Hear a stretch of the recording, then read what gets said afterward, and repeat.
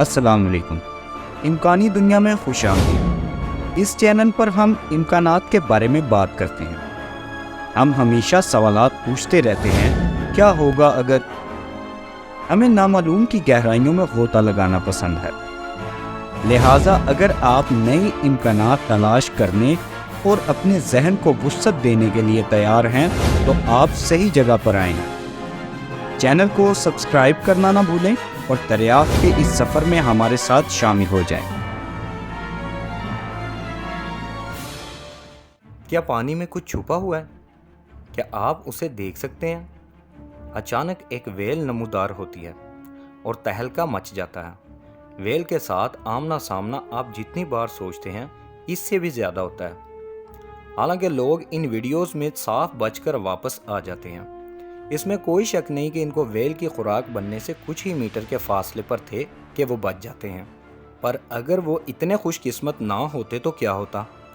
کیا انسانی جسم ویل کے نگلنے پر بچ سکتا ہے؟ کیا ایسا پہلے بھی کبھی ہوا ہے؟ اس ویڈیو میں آپ کو بتاؤں گا کیا ہو اگر ویل آپ کو نگل لے۔ اگر آپ نے کبھی کسی ویل کو پاس سے نہیں دیکھا تو آپ کو اسے سمجھنا مشکل ہے۔ ویل کتنی خطرناک ہے، اسے سمجھنے کے لیے بلو ویل اس پلانٹ کا سب سے بڑا جانور ہے۔ صرف ان کی زبان کا وزن ایک ہاتھی کے برابر ہو سکتا ہے اور ایک بار میں ہی 400 سے 500 لوگ اس کے منہ میں آ سکتے ہیں۔ لیکن وہ ہمیں نگل لیں اس کے بارے میں ہمیں فکر نہیں کرنی چاہیے، کیونکہ ان کی جسم کی ساخت کے لحاظ سے ایسا کرنا تقریباً ناممکن ہے۔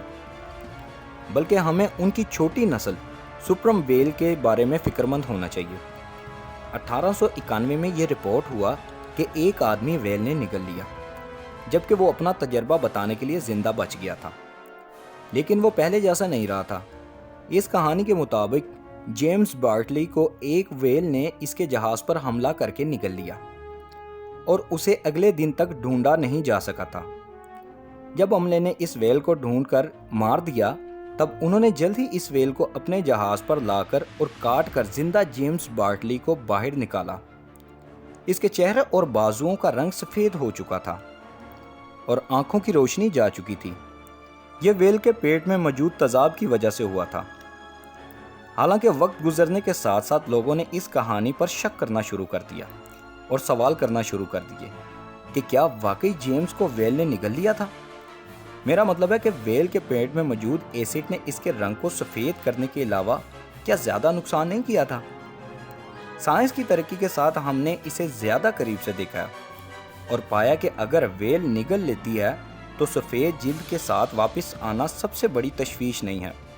اچھا ٹھیک ہے، سپرم ویل کے نگلنے پر سب سے فکر کرنے والی جو پہلی چیز ہے وہ اس کے تیز اور بڑے دانتوں کی وجہ سے ٹکڑے ٹکڑے کر دیا جانا ہے۔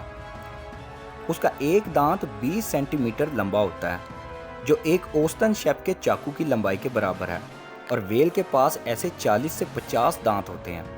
اگر آپ اتنے خوش قسمت ہوتے ہیں کہ ان سے بچ بھی جائیں تو پھر آپ گلے سے نیچے جائیں گے۔ نیچے صرف اندھیرا اور چپچپا نہیں ہوگا، بلکہ آکسیجن کی کمی اور میتھین گیس کی کثرت کی وجہ سے آپ کو سانس لینے میں بھی دقت ہوگی۔ جیسے جیسے ویل کے گلے کا ماس اندر اور باہر سکڑ رہا ہوگا، یہ آپ کو نیچے کی طرف دھکیل رہا ہوگا۔ اس دوران آپ کو ہائیڈروکلورک ایسڈ آپ کی جلد کو کھاتا ہوا محسوس ہوگا، اور اس سے ہمیں جیمز بارٹلی کی کہانی میں گڑبڑ واضح نظر آ رہی ہے۔ اب اس کے بعد آپ ویل کے چاروں پیٹوں میں سے ایک بڑے پیٹ میں پہنچ جائیں گے۔ آپ وہاں شاید تھوڑی دیر رہیں، پر اچھی بات یہ ہے کہ آپ کو وہاں بایولومسن سیکوڈ کی شکل میں کچھ روشنی نظر آئے گی، جو آپ کے نگلے جانے کے بعد ناشتے کے طور پر ویل نے کھائی ہوگی۔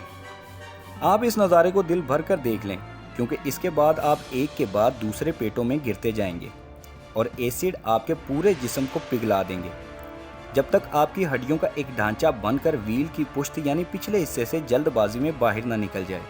تو ہاں، یہ کہنا بالکل صحیح ہوگا کہ ایسا کوئی طریقہ نہیں ہے جس سے آپ ویل کے پیٹ میں نگلے جانے پر اور اس کے بعد اپنی کہانی سنانے کے لیے زندہ رہ جائیں۔ معاف کرنا جیمز، آپ نے 1890 کی دہائی میں لوگوں کو بے وقوف بنا لیا، لیکن اب آپ ایسا نہیں کر سکتے۔ ویل جتنی بڑی اور ہمیں جتنی خطرناک لگتی ہیں، انہیں انسانوں کو کھانے میں بالکل دلچسپی نہیں ہے، اور اگر وہ بول سکتی تو شاید ہمیں اس بارے میں بتاتی۔ تو ناظرین آپ کا کیا خیال ہے اس بڑے جانور کے بارے میں کہ یہ خطرناک ہے یا نہیں ہے؟ اپنی رائے کے اظہار کے لیے نیچے کمنٹس میں بتائیں اور چینل کو سبسکرائب اور لائک ضرور کریں۔ فی امان اللہ۔